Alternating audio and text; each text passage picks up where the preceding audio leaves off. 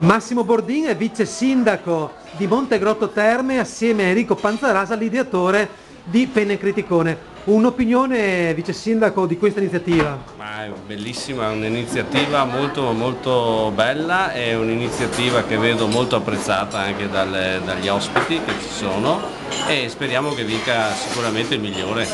Ecco, venerdì c'è anche un grosso evento a Montegrotto, la presentazione della ormai quasi fatto progetto della Scuola Internazionale del Gusto. Certo, Può anticiparci qualcosa? c'è questa iniziativa che stiamo portando avanti come comune di Montegrotto, città di Montegrotto Terme, nella quale stiamo istituendo la Scuola Internazionale del Gusto, che vedrà un assieme di operatori del settore turistico sia alimentare che proprio di benessere, per cui il benessere è sposato assieme alla cucina, il star bene totale.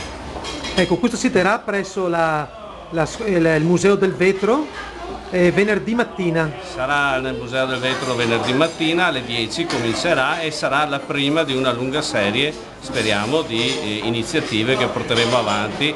È patrocinata dal Ministero delle Politiche Agricole e Forestali, è patrocinata anche dalla Regione Veneto.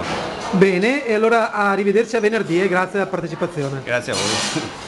Enrico, due battute prima di lasciarci? Beh, se arrivano anche i sindaci vuol dire che la manifestazione ha successo, sindaci, vice sindaci, ma insomma sappiamo benissimo che Massimo è candidato a Montegrotto per succedere a Luca Claudio. Bene, allora auguriamo un grande in bocca al lupo al vice sindaco allora. Certo.